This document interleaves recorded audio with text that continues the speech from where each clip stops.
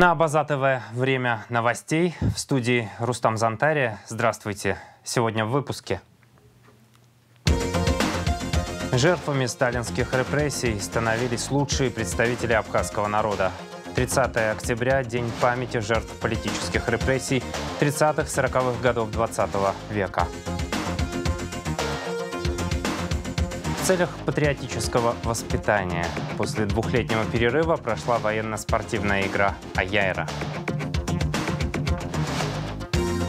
Премьера моноспектакля «В лучах». В Русдраме стартовал 42-й театральный сезон.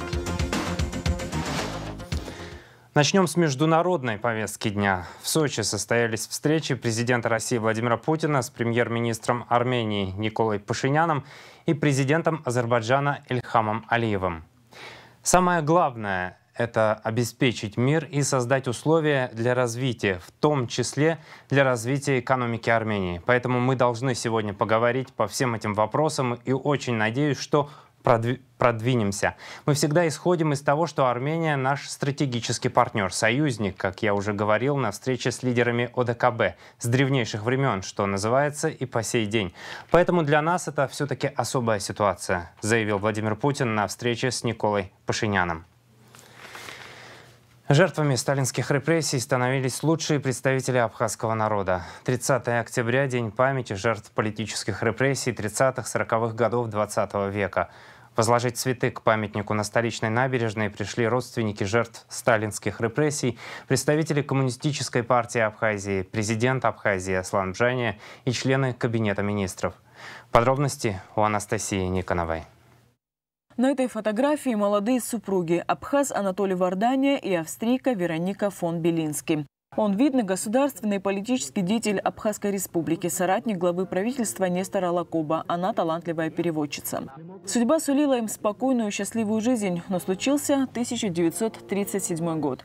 Анатолия Вардания репрессируют и вскоре расстреливают. Веронику отправляют в долгую ссылку, а их дочь Ирина, которой было всего 9 месяцев, остается без родителей. Мой отец Анатолий Вардания.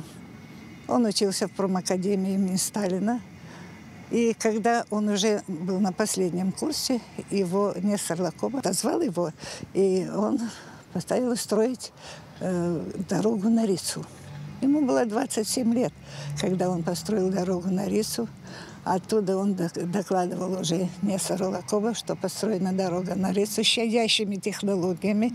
Эта дорога до сих пор функционирует. Мало кто знает, кто это строил. 27-летний Анатолий Вардания, который впоследствии был репрессирован. Затем был он председателем горсовета. Вот все вот эти вот строительства городские дома, старый дом правительства, институт имени Горького, ВИЭМ, гостиница в Абхазии, все это под руководством их было построено. Но они не успели гостиницу Абхазии, папа был репрессирован и в свои неполных 32 года расстрелян. Известно, что только в маленькой многонациональной Абхазии в 1937-1938 годах были репрессированы 2186 человек. Были убиты не только крестьяне, но и молодые представители абхазской интеллигенции, отмечает Ирина Вардания. Убивали всех, и стариков, и даже детей. Уничтожили только что народившуюся абхазскую интеллигенцию, молодую. Это были молодые, красивые, физически красивые, образованные люди. Они все получили образование в Москве. Они приехали строить Абхазию и были все под корень уничтожены. Мы должны передавать своему молодому поколению. Об этом должны говорить в школах, в университете. Дети должны знать, что жили на земле молодые, красивые, умные, образованные абхазы, и которые строили красивую Абхазию, которые верили и были уничтожены в своих неполных 30-35 лет.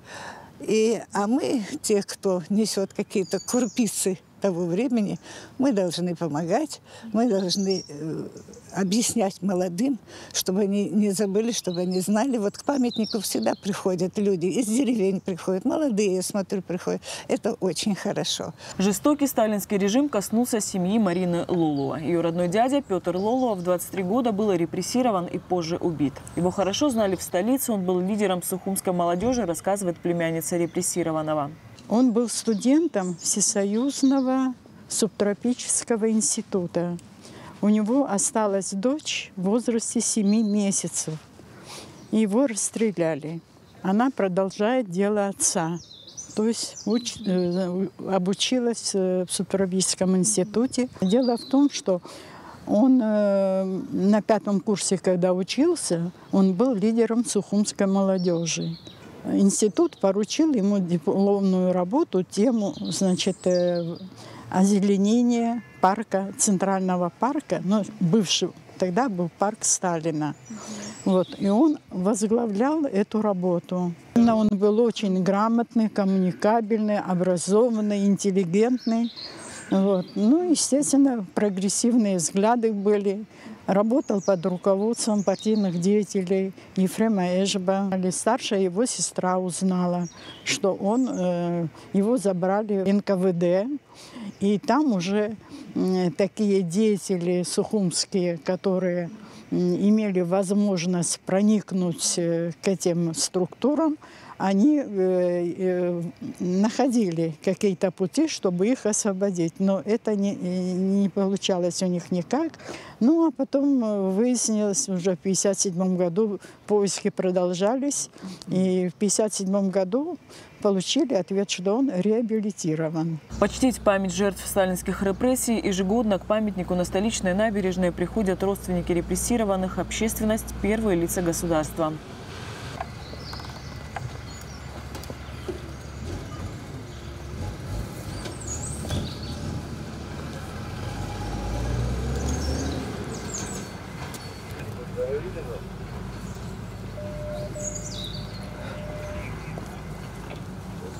Анастасия Никонова, Саида Гухава, Абазатовая. Без вины виноватый. Пик сталинских репрессий пришелся на 30-е и 40-е годы. Их жертвами стали более 7 тысяч жителей Абхазии. В понедельник у Кадорского моста почтили память невинно убиенных. Инициатором этой акции стала журналист Екатерина Беби. Место проведения акции не случайно. Именно в этих местах массово расстреливали политических заключенных. Основная цель сегодняшней акции – сохранить память и передать ее следующим поколениям. Есть такое место, Баглан. Сейчас на этом, где там хоронили вот этих бедных репрессированных, где расстреливали, там потом при советской власти в 40-е годы обосновали колхозную ферму. Но помню я от отца, когда их провозили, говорит, когда стандартно, все время стабильно, в 3 часа утра. 3 часа закрытые машины проезжали, 3-4 машины, и люди оттуда кричали, говорят, прощай, Родина, прощайте, родители, прощайте, друзья. Но никто из нас не смел даже высунуться в окно, даже просто голоса, потому что все это контролировалось, их сопровождала охрана. Ну, потом более или менее смелые, говорят, молодые мы были, после того, как уже часиков 4, половина 5 раздавалась стрельба. Стреляли.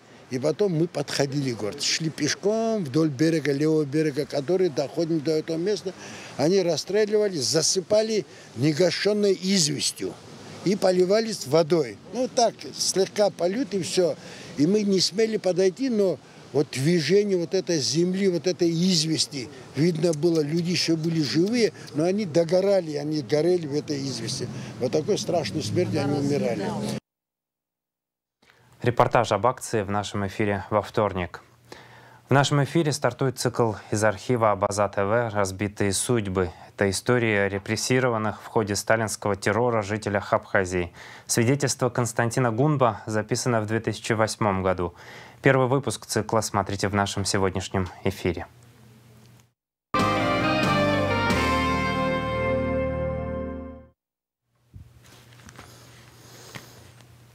Информация МЧС Абхазии. И снова ДТП со смертельным исходом. 2 человека погибли в результате аварии на республиканской трассе в районе села Кындык, сообщает пресс-служба МЧС. Автомобиль Nissan въехал в дерево и загорелся. В ведомстве уточнили, что сигнал на пульт МЧС поступил в 20:18 в воскресенье. Прибывшие на место спасатели обнаружили горящий автомобиль. После того, как пожар был ликвидирован, спасатели Извлекли 2 тела, их доставили в морг Сухума. Как сообщает МВД, невозможность совершения своевременного маневра по траектории следования или остановки вызвана высокой скоростью движения автомобиля. В результате ДТП водитель и его пассажир 1992 года рождения от полученных травм скончались на месте. Между тем, за прошедшую неделю в результате проведенных профилактических мероприятий сотрудниками управления госавтоинспекции МВД и отделов ГАИ выявлено 2232 нарушения правил дорожного движения, из которых 267 за нарушение норм тонирования автостекол. 166 водителей привлечены к административной ответственности за управление автотранспортным средством в нетрезвом состоянии. Основные итоги прошедшей недели в оперативной сводке пресс-службы МВД.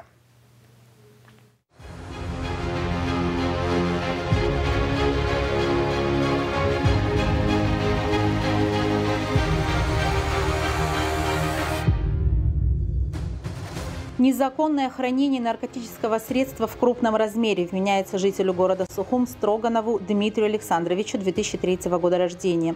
Последний задержан в результате проведенных оперативных мероприятий в селе Адзюбжа сотрудниками УР МВД совместно с уголовным розыском Ачимчирского районного отдела внутренних дел. Гражданин хранил при себе 45 грамм каннабиса.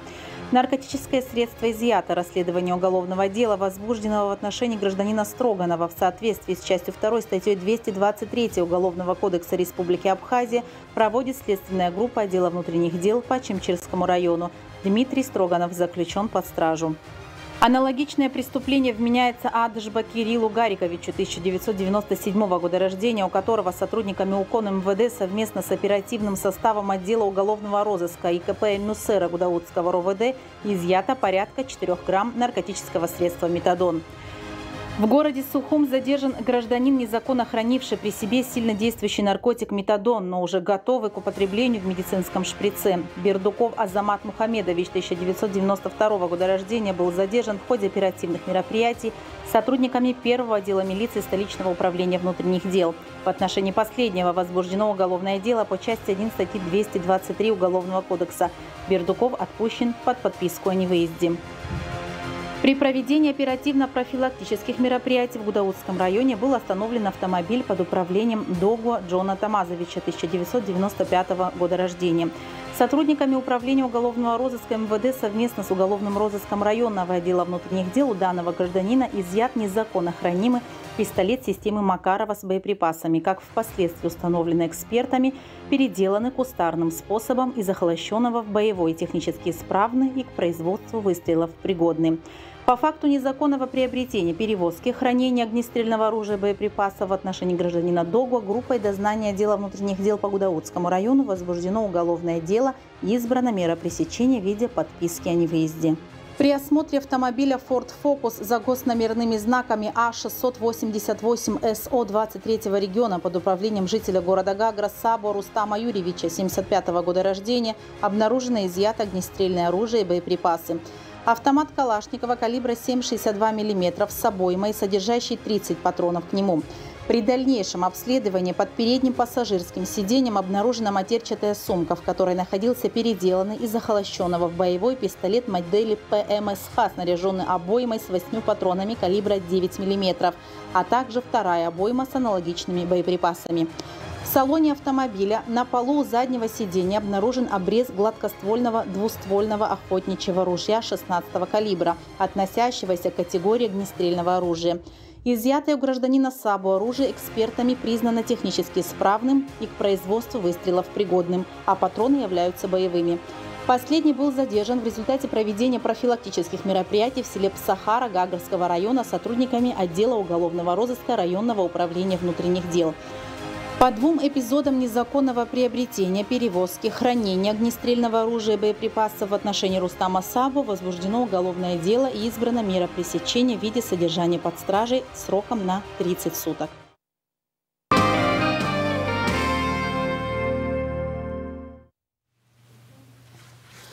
Лыхнашта. Праздник урожая состоялся на исторической поляне в селе Лыхны в воскресенье 30 октября. Жители всех сел Гудаутского района, а также Нового Афона представили посетителям сезонные сушеные фрукты, овощи, национальные блюда, напитки, предметы абхазского быта, атрибуты национальной одежды и старинную домашнюю утварь.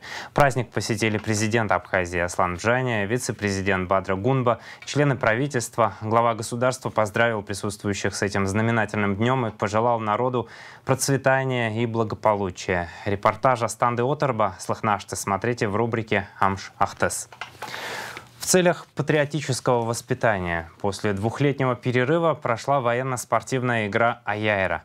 В ней приняли участие ученики 10-11 классов общеобразовательных школ республики. Игры организованы Министерством просвещения и языковой политики при поддержке Минобороны. Подробности в репортаже Элеоноры Гелаян.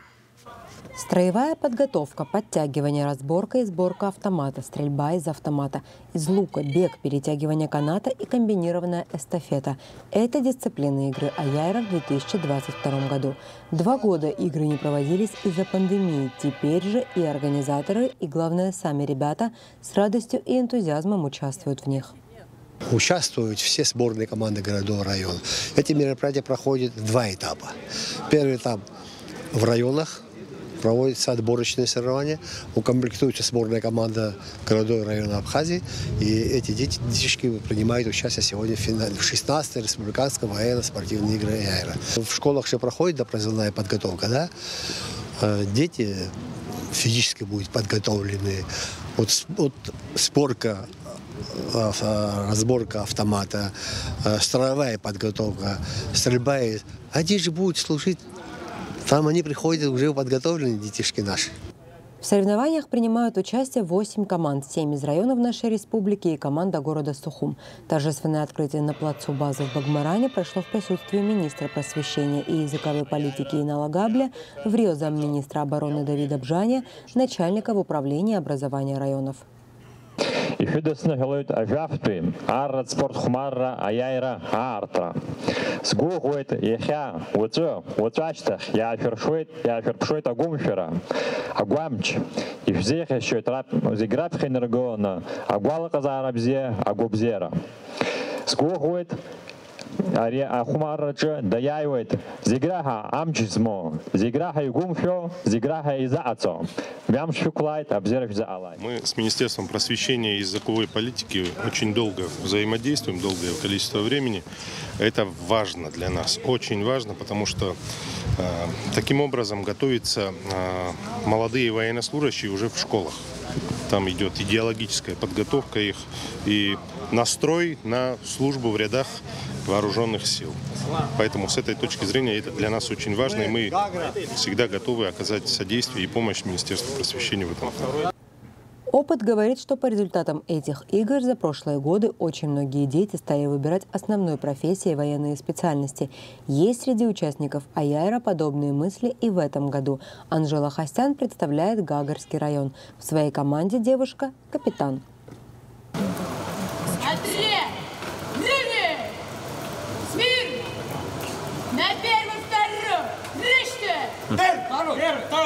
Честно говоря, мне очень нравится военное дело. Я даже, честно говоря, сама хочу, может, поступить на что-то военное. Мне нравится очень спорт, бег. И командовать тоже, честно говоря, очень нравится. Я сама как бы хотела на командира. Соревнования в дисциплинах продлятся несколько дней. Игра «Аяйра» – уникальный пример работы по духовно-нравственному и патриотическому воспитанию подрастающего поколения. Элеонора Гелаян, Инала Гухава, Абаза ТВ. Вопросы разработки концепции национального образования, новых методик преподавания абхазского языка в дошкольных образовательных учреждениях и школах республики, а также методологии обучения абхазскому языку детей, не владеющих языком, обсудили в ходе расширенного заседания Комитета Народного собрания по образованию, науке, языковой политике, религии и делам СМИ, которое провел его председатель Инар Сацба. Заседание прошло при участии министра просвещения и языковой политики Инала Габля, его заместителя Ады Кварчеля, специалистов в сфере образования образования, юристов, Министерство просвещения и языковой политики представило учебно-методический материал по изучению абхазского языка для детей, обучающихся в дошкольных образовательных учреждениях и начальных классах школ. Учебные пособия были разработаны Министерством просвещения и языковой политики, а также образовательными центрами, поддержанными министерством. В ходе заседания также обсуждался проект закона республики об образовании, принятый в первом чтении. В частности, был выработан план дальнейшей работы над данным законопроектом. Открытие курсов повышения квалификации для учителей общеобразовательных школ республики по истории Абхазии и обществознанию состоялось в Абхазском государственном университете. В них принимают участие более 60 слушателей со всех районов. Лекции читают преподаватели университета и приглашенные специалисты. Курсы организованы Республиканским центром повышения квалификации и переподготовки специалистов при АГУ и проходят с 31 октября по 11 ноября. В рамках курсов будут проведены лекции, семинары, мастер-классы, а также экскурсия по историческим местам. Республиканский центр повышения квалификации при Абхазском государственном университете совместно с Министерством просвещения и языковой политики проводит курсы повышения квалификации для учителей общеобразовательных школ. Сегодня мы проводим это для учителей истории и обществознания. Присутствуют сегодня учителя из всех районов наших школ. Как известно, нынешнее время предъявляет к представителям образовательной сферы высокие требования. И, конечно же, необходимо постоянно совершенствоваться, осваивать новые информационные технологии и программы. Целью наших курсов являются совершенствование компетенции учителя в области изучения истории и обществознания, необходимой для его деятельности, создание широкой теоретической базы, знакомство курсантов с наиболее важными современными методиками преподавания данных предметов и научить их применять на практике. Московский культурно-деловой центр «Дом Москвы» в Сухуме оказал помощь в прохождении медицинской реабилитации подопечным благотворительного фонда «Поддержка». Данная помощь оказана в рамках реализации субсидий правительства Москвы, направленной на поддержку соотечественников, проживающих за рубежом. Подопечные фонда получили уникальную возможность пройти курс интенсивной реабилитации в одном из передовых центров города Москвы, научно-практическом центре медико-социальной реабилитации инвалидов имени Шведовой. Для ребят также были проведены консультации с ведущими московскими неврологами и психиатрами. Дети получили необходимые диагностические процедуры и коррекционные мероприятия. Культура и театр. В культурном центре «Искандера» в Москве открылся мемориальный кабинет писателя Фазиля Искандера, сообщает московская абхазская диаспора. На вечер-презентацию мемориального кабинета 22 октября пришли представители литературной общественности Москвы, литераторы, лично знавшие Фазиля Искандера, члены семьи, представители московской абхазской диаспоры, поклонники его творчества. Вечер был организован и подготовлен руководством культурного центра, библиотеки при участии семьи писателя и активном содействии МАД. Вечер-презентация начался с демонстрации мемориального кабинета, знакомства гостей и участников вечера с его экспонатами, рабочим столом писателя и пишущей машинкой, на которой он печатал свои произведения, с частью его библиотеки, расположившейся в большом шкафу и насчитывающей около 300 книг. Спектакль Абхазского государственного драматического театра «Сария» по пьесе Зарины Кануковой в постановке режиссера, заслуженной артистки Абхазии Мадины Аргун удостоился специального диплома 7-го межрегионального фестиваля адыго-абхазских театров «Кавказский меловой круг» за гражданскую позицию и осмысление прошлого новыми театральными формами. Актриса Абхазского государственного драматического театра Хибла Мукба награждена дипломом в номинации «Лучшая женская роль» за роль рассказчика в спектакле «Сария».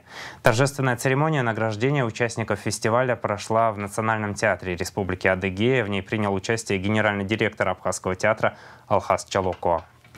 Ну, а в Русдраме стартовал 42-й театральный сезон. Начался он премьерой моноспектакля «В лучах». В главной роли Ирина Делба, которая рассказывает историю самой известной в мире женщины-ученого Марии Складовской-Кюри. Поставил спектакль режиссер Антон Корнилов. Наши корреспонденты побывали на предпремьерном показе. Впечатлениями делится Марианна Котова. Бога. Не буду благодарить родителей. Ни премьера, ни президент, ни университетское начальство, ни родину, ни одну из них. Не буду выражать необычности ситуации, что я здесь, сейчас. Не буду говорить о женщинах, о явной дискриминации, о нищете. Не буду плакать и не буду радоваться.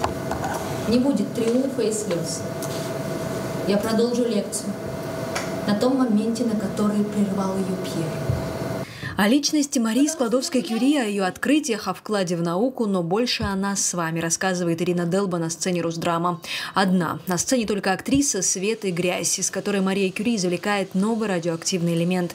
А Ирина Делба – самые потаенные наши эмоции, которые мы скрывали даже от самих себя.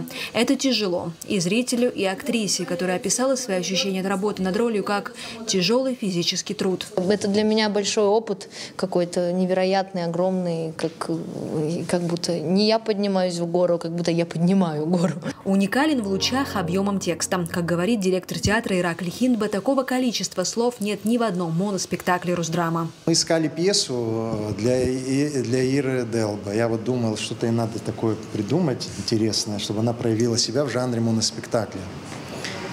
И как-то вот, нарвавшись на этот материал, мне показалось, что это то, что она может сыграть, это как-то ей подходит. Даже в чем-то она похожа к чем-то на Марию Кюри. Что-то в ней есть, в ней сочетается интеллектуальность, как в актрисе, и чувственность. Когда вот эти вот это сочетается, значит, она может браться за роли такого масштаба. В лучах спектакль новый. Автор пьесы – современный польский драматург Артур Палыга. Есть еще одна постановка этого произведения в театре имени Ленсовета в Санкт-Петербурге. И теперь у нас, в Русдраме. Несмотря на то, что спектакль описывает историю начала 20 века, в нем поднимаются самые актуальные вопросы современности. Выиграет ли человечество от познания тайн природы? Достаточно ли оно созрело для того, чтобы извлекать из него пользу? Или же это познание принесет ему вред? В этом отношении очень характерен пример с открытиями Нобеля. Мощные взрывчатые вещества дали возможность производить удивительные работы. Но они же оказываются страшным орудием разрушения в руках преступных властителей, которые вовлекают народы в войны. Я отношусь к числу тех, кто думает, подобно Нобелю, что человечество извлечет из новых открытий больше блага, чем зла. Режиссер спектакля «В лучах» Антон Корнилов. Он известен публике по рассказу «Мула старого Хабуга». Поэтому бывалые зрители должны быть готовы к тому, что в спектакле будут описаны дела давно минувших дней, остро и свежо. Очень-очень много тем поднимается в этой истории.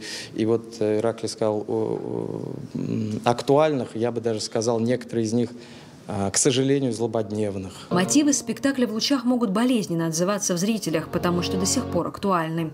Такие, как, например, вопросы женского равноправия, как будто бы решенные еще несколько десятилетий назад.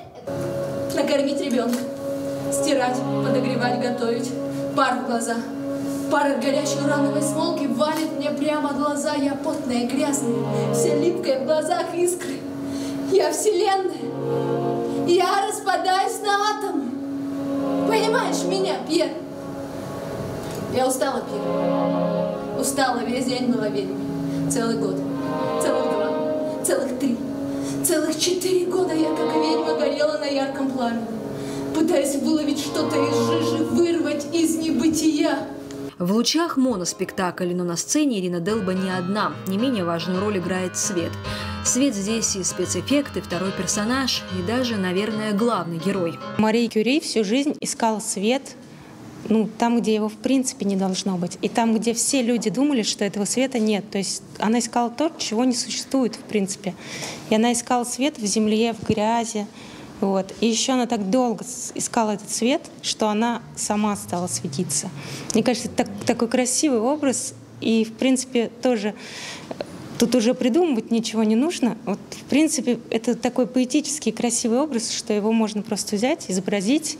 И этого будет достаточно, чтобы вот смотреть 1,5 часа и любоваться вот этим светом, игрой света и вот поиском вот этого вот света в земле. «Есть только воля», — говорит героиня спектакля, польская девочка, мечтавшая стать сапожником и не верящая в доброго Бога. Первая и одна из 2 женщин-лауреатов Нобелевской премии. Мать, жена. Женщина, поспорившая с действительностью и победившая ее. С одним нужно в конце концов согласиться, что если не я, ни измерительные приборы не ошибаются, а результат моей работы не соответствует действительности, это получается, что ошибается действительность, а не я. Или что действительность – это нечто иное, чем мы предполагали. 1,5 часа Мария Делба в роли Марии Кюри рассказывает нам историю ее жизни. Но история это больше про нас и необходимая нам сегодня, спустя век, после описываемых событий. Потому что прошло 100 лет, а мир не изменился, и мы все те же. Марьяна Котова, Сосрыква Бухава, Абазатова. И снова премьера. 2 ноября в 19:00 на сцене Малого зала Абхазского драматического театра актеры Абхазского государственного молодежного театра представят премьерный показ спектакля «Образы жизни». В постановку входят комедийные скетчи. Спорт. Абхазский боксер Батал Чежа и россиянин Максим Смирнов завершили в ничью поединок за звание серебряного чемпиона России, сообщает Госкомспорт. Поединок проходил в весовой категории до 79 килограммов. Бой, продлившийся 8 раундов, прошел в Москве на арене Дворца гимнастики Ирины Виннер-Усмановой 29 октября. Батал Чежа, обладатель титула чемпиона СНГ и славянских стран по версии журнала «Пробокс». На профессиональном ринге он провел 17 боев, из них 11 побед, 3 ничьи и 3 поражения. Абхазские тхэквондисты заняли 16 первых, 5 вторых и 5 третьих мест в ходе фестиваля цветных поясов по тхэквондо ИТФ в Сочи. Всего в турнире приняли участие 30 спортсменов из нашей страны. Об этом сообщает Госкомитет по спорту. 3 ноября стартует 10-й юбилейный международный турнир по мини-футболу «Кубок Победы» среди инвалидов-ампутантов, посвященный памяти павших в Отечественной войне народа Абхазии. Как сообщается на сайте Госкомспорта, в турнире планируется участие 6 команд из Абхазии и России.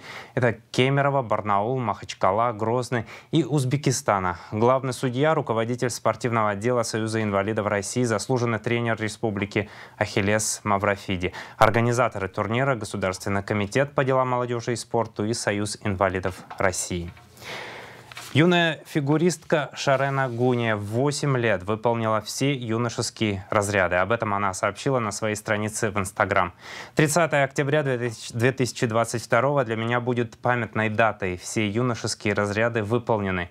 И вот я в свои 8 перехожу на взрослые спортивные разряды. Совсем недавно это была моя мечта. Цель казалась чем-то далеким и нереальным. И вот я это смогла. Сделала, получила. Но получилось в программе, конечно, не все. Было даже одно падение. Но, несмотря на это, смогла собраться и откатать программу так, чтобы набрать нужные 13 баллов по технике. Набрала даже с запасом 14,59. А общая сумма проката 34,34. Красивое число, правда? Пока что это мой рекорд, написала фигуристка. Спортсменка поблагодарила своего тренера Ольгу Найденову за долгий и кропотливый труд. Сейчас о погоде.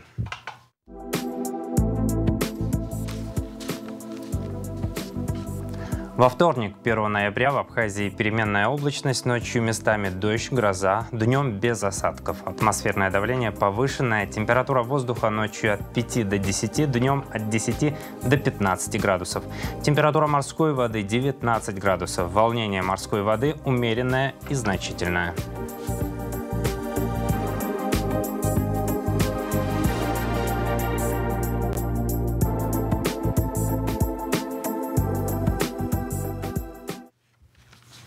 На этом выпуск завершен. За развитием событий следите на Абаза ТВ. До новых встреч в эфире.